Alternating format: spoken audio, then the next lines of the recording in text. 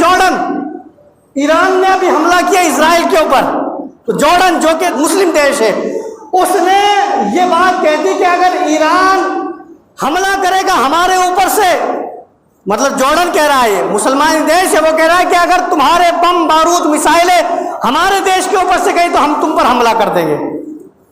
کیا کہا؟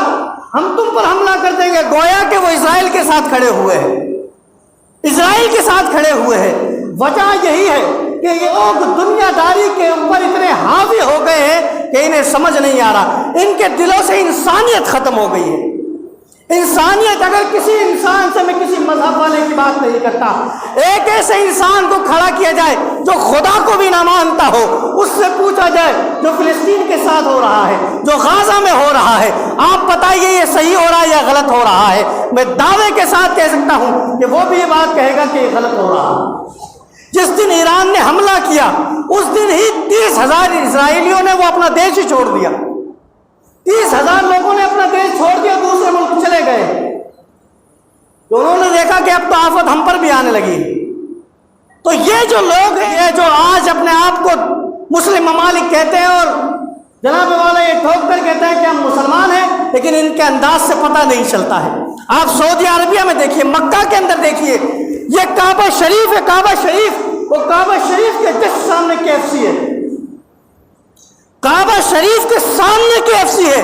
وہ KFC کس کا برانڈ ہے؟ اسرائیل کا برانڈ ہے۔ ہندوستان کے اندر جو غیرت مند مسلمان ہیں، پوری دنیا کے اندر جو غیرت مند مسلمان ہیں، ان لوگوں نے KFC کا کھانا بند کر دیا ہے۔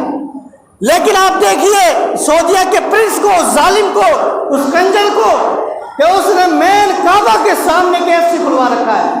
اس سے یہ بھی نہ ہو سکا کہ میں کچھ نہ کر سکا تو صرف اتنا کر دوں کہ کم از کم اس کا بائیکاٹ کر دوں، کم از کم میں اس کو بند کروا دوں، کم از کم میں یہ اعلان کر دوں کہ اب یہاں سے کوئی نہیں کھائے گا نہ کوئی پیے گا۔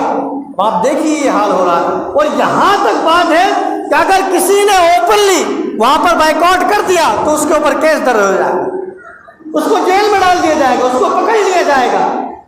یہ سارے کے سارے لوگ وہ لوگ ہیں کہ جن کے اوپر دنیا حاوی ہو چکی ہے، کہ جن لوگوں نے اپنی آخرت کو بھلا دیا ہے، کہ جو لوگ صرف اور صرف اس لیے جی رہے ہیں کہ دنیا میں ہمارا نام ہو جائے، دنیا کے اندر ہم عیش و عشرت کے ساتھ جی لیں، دنیا کے اندر ہم عیاشیاں کرتے پھریں، یہ صرف اسی لیے جی رہے ہیں، باقی ان کی زندگی